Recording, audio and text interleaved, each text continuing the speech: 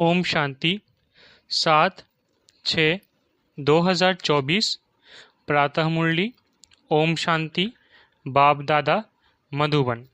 बाबा आज कह रहे हैं, मीठे बच्चे, तुम आपस में रूहानी भाई भाई हो।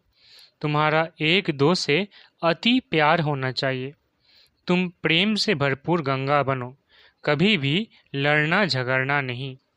मीठे बच्चे, तुम आपस में रूहानी भाई भाई हो। तुम्हारा एक दो से अति प्यार होना चाहिए। तुम प्रेम से भरपूर गंगा बनो, कभी भी लड़ना झगड़ना नहीं। प्रश्न: रूहानी बाप को कौन से बच्चे बहुत बहुत प्यारे लगते हैं? उत्तर: पहला, जो श्रीमत पर सारे विश्व का कल्याण कर रहे हैं। दूसरा, जो फूल बने हैं, कभी भी किसी को कांटा नहीं लगाते, आपस में बहुत बहुत प्यार से रहते हैं, कभी रूसते नहीं। ऐसे बच्चे बाप को बहुत बहुत प्यारे लगते हैं। जो देह अभिमान में आकर आपस में लड़ते हैं, लून पानी होते हैं, वो बाप की इज्जत गंवाते हैं। वो बाप की निंदा कराने वाले निंदक है। ओम शांति। जैसे रूहानी बच्चों को अब रूहानी बाप प्यारा लगता है, वैसे रूहानी बाप को रूहानी बच्चे भी प्यारे लगते हैं, क्योंकि श्रीमत पर सारे विश्व का कल्याण कर रहे हैं। कल्याणकारी सब प्यारे लगते हैं। तुम भी आपस में भाई भाई हो, तो तुम भी जरूर एक दो को प्यारे लगेंगे।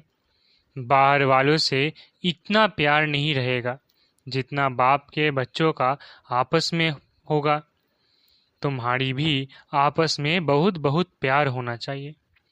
अगर भाई भाई यहाँ ही लड़ते झगड़ते हैं या प्यार नहीं करते हैं, तो वो भाई नहीं ठहरे। तुम्हारा आपस में लव होना चाहिए। बाप का भी आत्माओं से लव है ना, तो आत्माओं का भी आपस में बहुत लव होना चाहिए। सत्युग में सब आत्माएं एक दो को प्यारी लगती है, क्योंकि शरीर का अभिमान टूट जाता है। तुम भाई भाई एक बाप की याद से सारे विश्व का कल्याण करते हो। अपना भी कल्याण करते हो तो भाइयों का भी कल्याण करना चाहिए। इसलिए बाप देह अभिमानी से देही अभिमानी बना रहे हैं। वो लौकिक भाई भाई तो आपस में धन के लिए, हिस्से के लिए लड़ पड़ते हैं। यहाँ लड़ने झगड़ने की बात नहीं, हर एक को डायरेक्ट कनेक्शन रखना पड़ता है। ये है बेहद की बात। योग बल से बाप से वर्षा लेना है, लौकिक बाप से स्थूल वर्षा लेते हैं। यह तो है रूहानी बाप से रूहानी बच्चों को रूहानी वर्षा। हर एक को डायरेक्ट बाप से वर्षा लेना है। जितना जितना इंडिविजुअल बाप को याद करेंगे, उतना वर्षा मिलेगा। बाप देखेंगे आपस में लड़ते हैं, तो बाप कहेंगे, तुम निधन के हो क्या? रूहानी भाई भाई को झगड़ना नहीं चाहिए। अगर भाई भाई होकर आपस में लड़ते झगड़ते हैं, प्यार नहीं, तो जैसे रावण के बन जाते हैं। वो सब आसुरी संतान ठहरे। फिर दैवी संतान और आसुरी संतान में जैसे कि फर्क नहीं रहता, क्योंकि देह अभिमानी बनकर ही लड़ते हैं। आत्मा आत्मा से लड़ती नहीं है। इसलिए बाप कहते हैं, मीठे मीठे बच्चे, आपस में लून पानी नहीं होना है। होते हैं तब समझाया जाता है। फिर बाप कहेंगे, ये तो देह अभिमानी बच्चे हैं, रावण के बच्चे हैं, हमारे तो नहीं हैं, क्योंकि आपस में लून पानी होकर रहते हैं। तुम 21 जन्म खीर खंड होकर रहते हो। इस समय देही अभिमानी बन रहना है। अगर आपस में नहीं बनती हैं, तो उस समय के लिए रावण संप्रदाय समझना चाहिए। आपस में लून पानी होने से बाप की इज्जत गवाएंगे। भल ईश्वरीय संतान कहते हैं, परंतु आसुरी गुण हैं, तो जैसे देह अभिमानी है। देही अभिमानी में ईश्वरीय गुण होते हैं। यहाँ तुम ईश्वरीय गुण धारण करेंगे, तभी बाप साथ में ले जाएंगे। फिर वही संस्कार साथ में जाएंगे। बाप को मालूम पड़ता है कि बच्चे देह अभिमान में आकर लून पानी हो रहते हैं। वो ईश्वरीय बच्चे कहला ना सके, कितना अपने को घाटा डालते हैं, माया के वश हो जाते हैं। आपस में लून पानी नमक पानी मतभेद हो जाते हैं। यूं तो सारी दुनिया ही लून पानी है, लेकिन अगर ईश्वरीय संतान भी लून पानी हो तो बाकी फर्क क्या रहा? वह तो बाप वो तो बाप की निंदा कराते हैं। बाप की निंदा कराने वाले लून पानी होने वाले ठौर पा न सके, उनको नास्तिक भी कह सकते हैं। आस्तिक होने वाले बच्चे कभी लड़ नहीं सकते। तुम्हें आपस में लड़ना नहीं है, प्रेम से रहना यहाँ ही सीखना है, जो फिर 21 जन्म आपस में प्रेम रहेगा। बाप के बच्चे कहलाकर फिर भाई भाई नहीं बनते तो वो आसुरी संतान ठहरे। बाप बच्चों को समझाने के लिए मुरली चलाते हैं, लेकिन देह अभिमान के कारण उन्हों को ये भी मालूम नहीं पड़ता कि बाबा हमारे लिए कह रहे हैं। माया बड़ी तीखी है, जैसे चूहा काटता है जो मालूम ही नहीं पड़ता। माया भी बड़ी मीठी मीठी फूंक दे और काट लेती है, पता भी नहीं पड़ता है। आपस में रुसना आदि आसुरी संप्रदाय का काम है। बहुत सेंटर्स में लून पानी होकर रहते हैं। अभी कोई परफेक्ट तो बने नहीं है। माया वार करती रहती है। माया ऐसा माथा मोड़ लेती है जो पता नहीं पड़ता है। अपने दिल से पूछना है कि हमारा आपस में प्रेम है व नहीं। प्रेम के सागर के बच्चे हो तो प्रेम से भरपूर गंगा बनना चाहिए। लड़ना झगड़ना उल्टा सुल्टा बोलना, इससे ना बोलना अच्छा है। Hear no evil. अगर किसी में क्रोध का अंश है तो वो लव नहीं रहता है। इसलिए बाबा कहते हैं रोज अपना पोता मेल निकालो।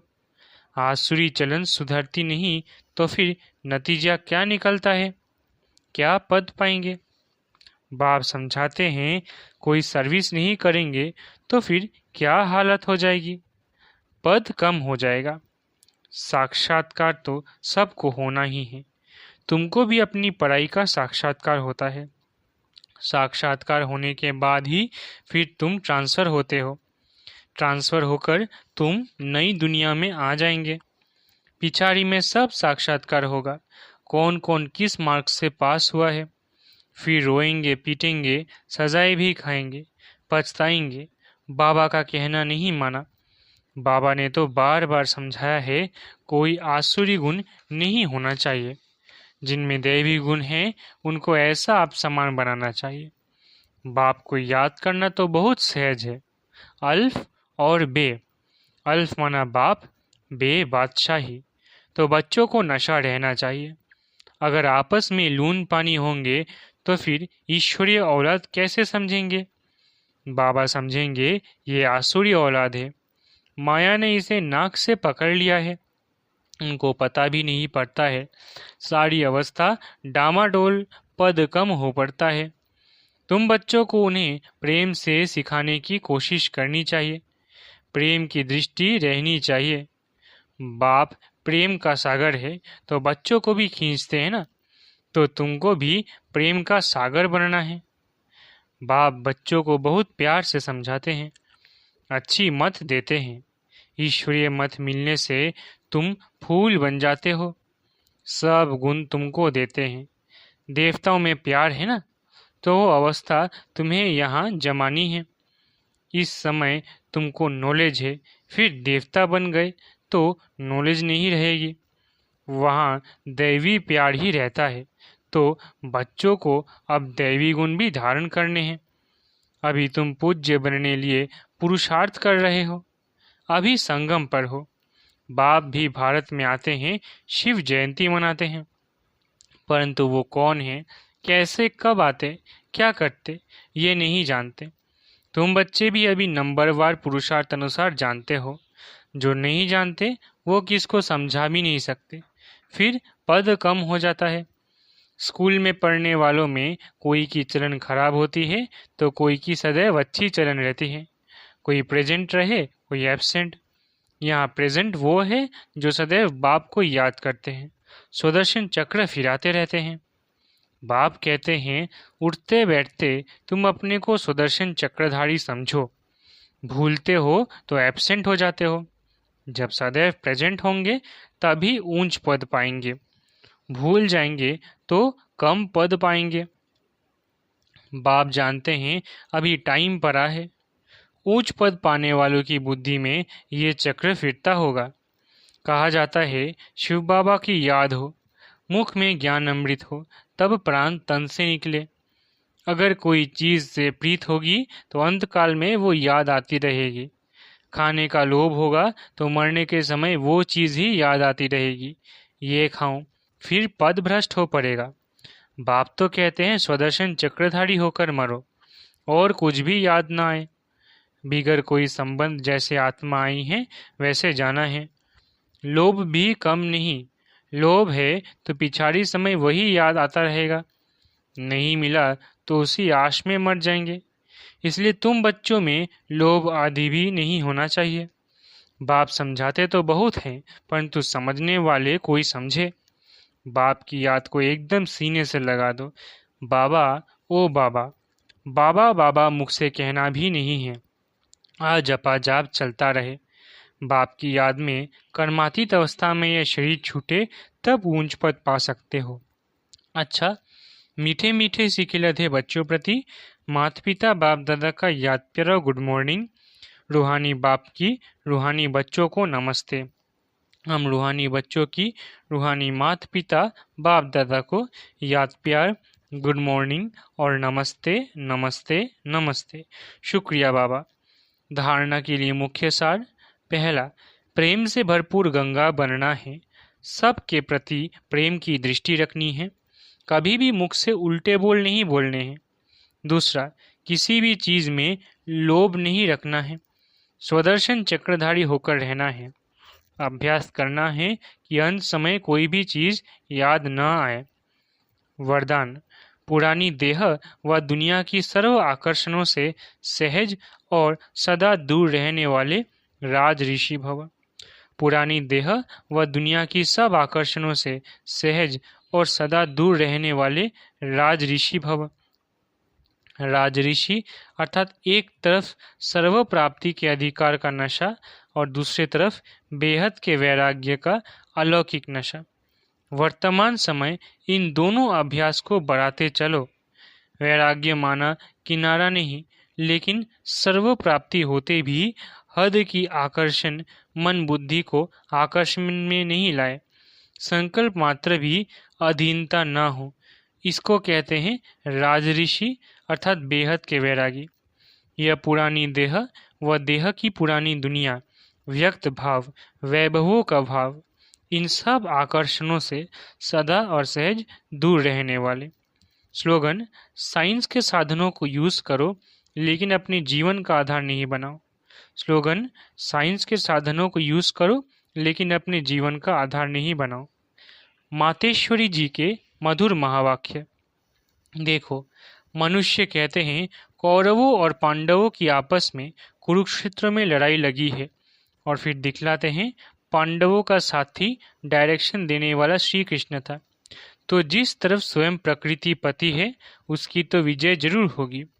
देखो, सभी बातें मिला दी है।